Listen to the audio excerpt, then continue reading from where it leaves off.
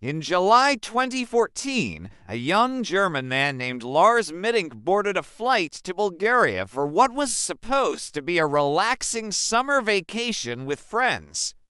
The trip started like any other a few days of sunshine, cheap beer, football on TV, and laughter on the beach at Golden Sands. But within a week, the holiday would spiral into one of the strangest disappearances Europe has ever seen. Lars was 28 years old. He worked as an engineer, lived quietly in the port city of Wilhelmshaven, and was close to his family. He wasn't reckless, not the type to attract trouble.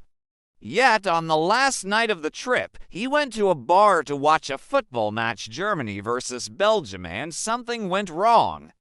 An argument broke out between Lars and a group of locals. It turned into a fight. He was punched in the face and his left ear was injured. The next day, a doctor told him his eardrum was ruptured. Flying could be dangerous until it healed, so his friends flew home while he stayed behind a few extra days. It seemed like a minor inconvenience. He checked into a small hotel near Varna Airport and planned to catch the next flight once he felt better. But after his friends left, something changed. Lars began acting strangely. He called his mother Sandra Mittank, sounding frightened. He whispered that people were following him, that they wanted his medicine, that he didn't feel safe. His mother tried to calm him down, but his voice trembled. Then the line cut off. That night, hotel security footage captured Lars pacing the hallway, peering through windows, riding the elevator up and down. At one point, he left the hotel, then returned hours later, visibly shaken.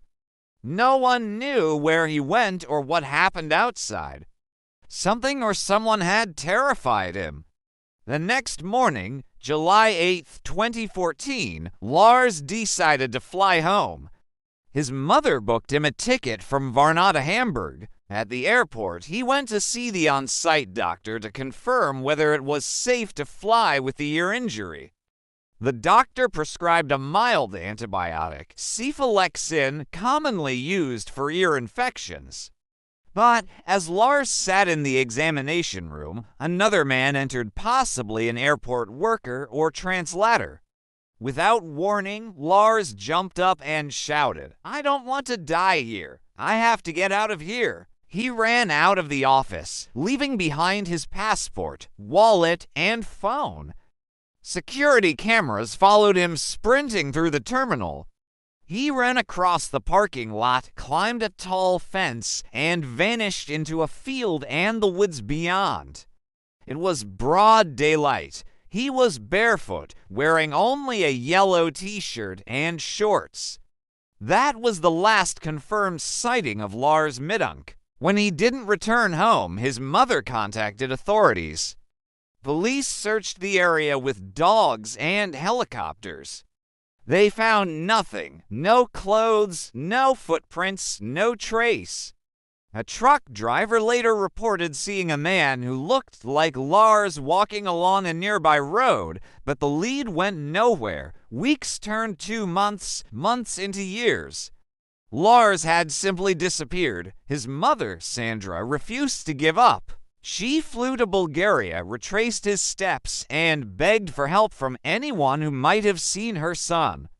She plastered posters across the region and pleaded for information online. She said she still believed he was alive, maybe suffering from amnesia, maybe hiding, but alive. The case quickly captured the internet's imagination. The airport footage of Lars running in panic spread across YouTube and Reddit. People analyzed every frame, every movement, trying to decode what he was running from. Was it paranoia or real danger? Some believed he had suffered a psychotic episode brought on by stress, injury, or the antibiotics he was taking. Cephalexin can, in rare cases, cause confusion or hallucinations, especially when combined with head trauma. Maybe Lars wasn't being chased at all. Maybe his mind had turned against him. Others were certain foul play was involved. Golden Sands has a reputation for petty crime and drug dealing. Perhaps Lars had gotten into trouble with the wrong people. Maybe he saw something he shouldn't have. There were even rumors that the men he fought with earlier in the week had followed him. But if someone heard him, where was the evidence? Why leave his belongings untouched? A smaller group suggested that Lars might have deliberately vanished, deciding to abandon his old life and start anew. But that theory makes little sense. He left without money, identification, or shoes.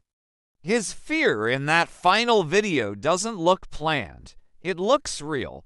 Over the years, dozens of supposed sightings have been reported. A homeless man in Bulgaria, another in Germany. None have been confirmed. Each time, hope flickered and died again.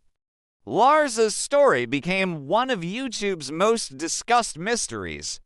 Comment sections filled with armchair detectives proposing theories, secret experiments, organ traffickers, even government conspiracies. But beneath the speculation lies a simple, devastating truth: a young man vanished in front of cameras, and nobody knows why. For his mother, time hasn't healed the wound. Every birthday, every Christmas, she posts a message. Lars, wherever you are, we love you. Please come home. She says she still dreams of the day he'll walk through the door. It has now been more than a decade since Lars Mittank disappeared. When you watch it, you can feel his terror.